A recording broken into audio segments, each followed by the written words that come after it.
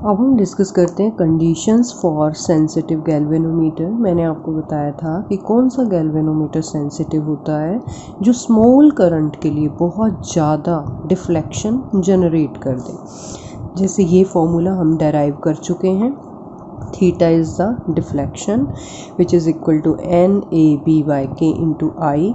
अब देखो, अगर आई स्मॉल है और थीटा हम ज़्यादा चाहते हैं तो इसका मतलब NAB ज़्यादा होने चाहिए, लार्ज वैल्यू होनी चाहिए, और K की वैल्यू क्या होनी चाहिए, स्मॉल। N क्या है, नंबर ऑफ टर्न्स। अब नंबर ऑफ़ टर्न्स को एक लिमिट तक ही बढ़ा सकते हैं। अगर बहुत ज़्यादा हमने टर्न्स कर दी तो हमारे सर्किट का, गैल्वेनोमीटर का रेजिस्टेंस काफ़ी ज़्यादा इंक्रीज़ हो जाएगा, तो इसको एक लिमिट तक ही बढ़ा सकते हैं। सेकंड टर्म है एरिया। एरिया को भी हम कुछ लिमिट तक ही बढ़ा सकते हैं, क्योंकि अगर हमने बहुत ज़्यादा एरिया कर दिया कॉइल का तो उससे भी हमारा इंस्ट्रूमेंट बड़ा हो जाएगा और बल्की हो जाएगा, हैवी हो जाएगा, और फिर से रेजिस्टेंस इंक्रीज़ हो जाएगा। थर्ड टर्म है मैग्नेटिक फील्ड। हम मैग्नेटिक फील्ड को होर्सशू मैग्नेट यूज़ करके इंक्रीज़ कर सकते हैं, इसके ऊपर कोई लिमिट नहीं है, तो मीन्स हम बी को अच्छे से इंक्रीज़ कर सकते हैं। उसके बाद है के डिपेंड करता है नेचर ऑफ मटेरियल के ऊपर। जैसे हमने फॉस्फर ब्रॉन्ज की स्ट्रिप क्यों ली थी, क्योंकि उसके लिए के की वैल्यू कम है, तो हम मटेरियल ही ऐसा चूज़ कर लेते हैं जिसके लिए के की वैल्यू क्या होती है, कम होती है। तो इस तरह से इन तीन चीज़ों को इंक्रीज़ करके और के की वैल्यू को डिक्रीज़ करके हम क्या इंक्रीज़ कर सकते हैं, अपने गैल्वेनोमीटर की सेंसिटिविटी को इंक्रीज़ कर सकते हैं। नेक्स्ट टॉपिक है शंट। शंट एक लो रेजिस्टेंस की वायर है जो गैल्वेनोमीटर के पैरेलल में कनेक्ट की जाती है।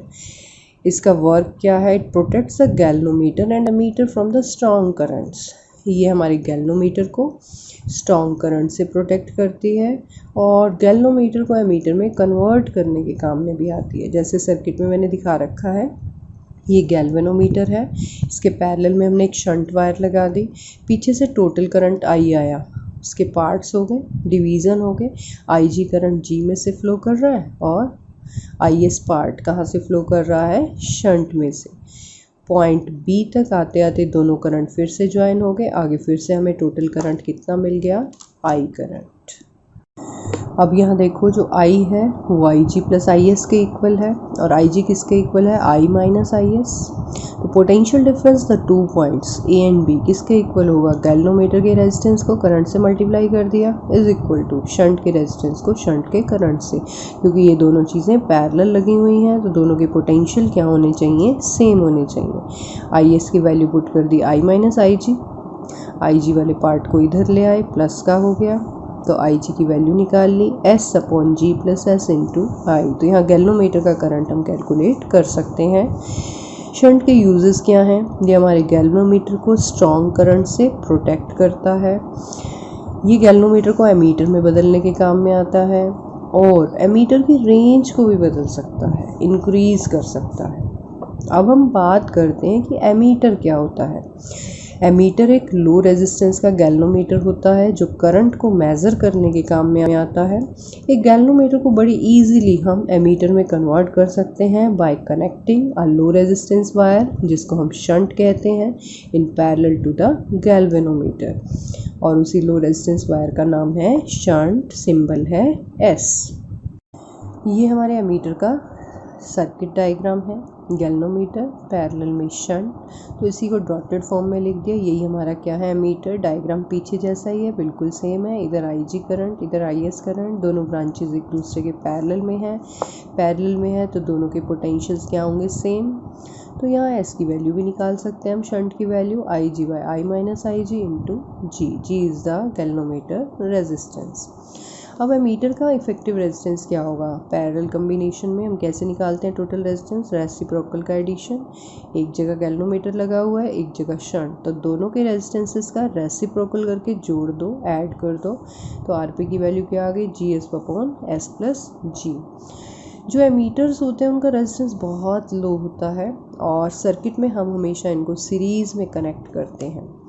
अगर हमारा फुल स्केल डिफ्लेक्शन होगा, मीन्स हमारा पॉइंटर बिल्कुल लास्ट तक पहुंच जाएगा, तो उसके करंट को हम रिप्रेजेंट करते हैं I G is equal to N into के।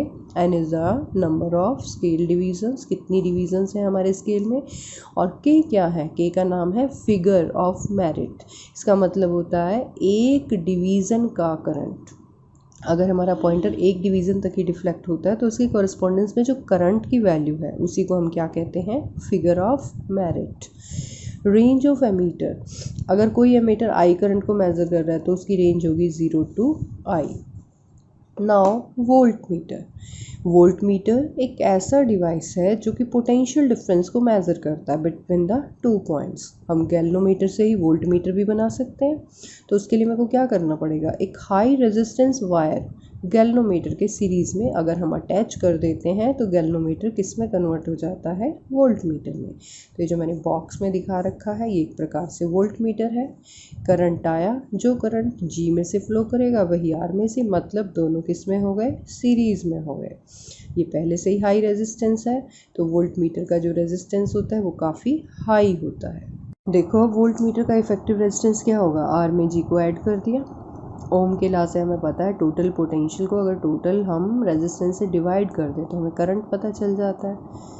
इंटरचेंज कर दी दोनों पोजीशंस तो जी प्लस आर किसके इक्वल आ गया, वी बाय आई जी। तो हम यहाँ से आर की वैल्यू निकाल सकते हैं। आर की वैल्यू क्या आ गई, V upon I G minus G. अगर हम वोल्ट मीटर की रेंज को चेंज करना चाहते हैं, जैसे कुछ वोल्ट मीटर्स होते हैं 3 वोल्ट तक मेज़र कर सकते हैं, कुछ 5 वोल्ट तक मेज़र कर सकते हैं, तो उनमें किस चीज़ का डिफरेंस होगा, आर की वैल्यू का। तो आर की वैल्यू चेंज करके हम वोल्ट मीटर की रेंज को चेंज कर सकते हैं।